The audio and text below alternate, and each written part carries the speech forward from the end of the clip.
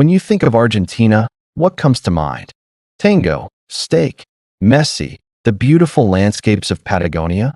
It's a country with a rich European heritage, often called the Paris of South America.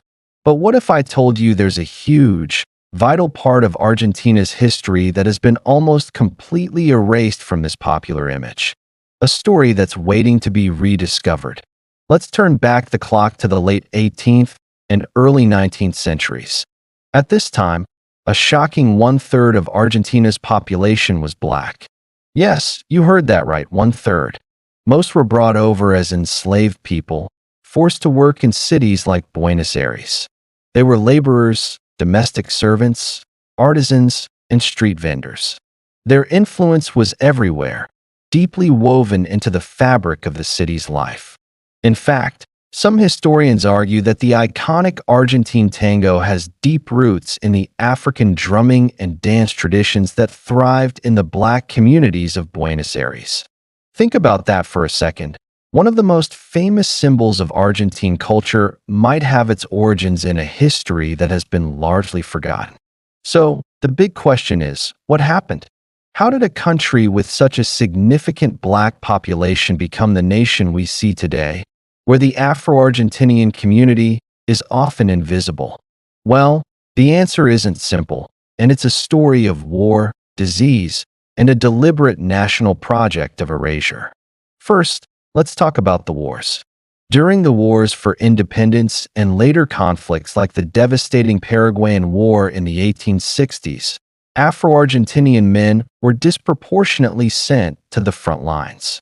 They were often placed in the most dangerous positions, leading to massive casualties. Entire battalions were wiped out, which drastically reduced the male population and shattered communities. This wasn't an accident. It was a policy that used black bodies as cannon fodder, effectively decimating a whole generation. Then came disease. The crowded, unsanitary living conditions forced upon black communities made them incredibly vulnerable to epidemics. Outbreaks of yellow fever and cholera swept through Buenos Aires, and these neighborhoods suffered the most. Lacking access to proper healthcare and resources, the death toll was immense, further shrinking the population. But perhaps the most significant factor was a conscious political and social effort to whiten the nation. In the late 19th and early 20th centuries, Argentina's leaders wanted to build a modern nation that looked like Europe.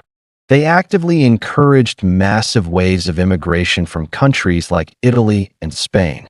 This policy, known as blanqueamiento or whitening, was about more than just demographics. It was an ideology. The goal was to dilute and eventually erase the country's African and indigenous heritage, promoting a new national identity that was exclusively European. As millions of European immigrants arrived, the remaining Afro-Argentinians were pushed to the margins of society. Intermarriage also played a role, but often not in a way that suggests simple integration. With a severe shortage of black men due to the wars, many black women had children with white European immigrants. Over generations, this contributed to the narrative that the black population had simply disappeared by being absorbed into the wider population. The government even stopped recording race in the national census after 1895, making the Afro-Argentinian population statistically invisible. It was a perfect storm of war, disease, and state-sponsored policy that worked together to effectively erase a people from their own country's history. But here's the most important part of the story: they didn't disappear. The Afro-Argentinian community has always been there, fighting to keep their culture and identity alive against incredible odds. Today, there's a powerful resurgence happening. Activists, musicians, and historians are reclaiming their history and demanding recognition. They are challenging the national myth of a purely white Argentina and showing the world that their roots run deep. From the rhythm of Candom drumming in the streets of San Telmo to the academic work being done to uncover forgotten records, the story of Black Argentina is being told once more. This history matters It's a reminder that national identities are often constructed, and that these constructions can hide uncomfortable truths. It shows us the resilience of a community that refused to be erased. The story of Afro-Argentinians isn't just a piece of Argentina's past. It's a vital part of its present and its future. It challenges us to look beyond the postcards and stereotypes and to seek out the hidden stories that make our world so much more complex and fascinating. Thank you so much for joining me on this journey.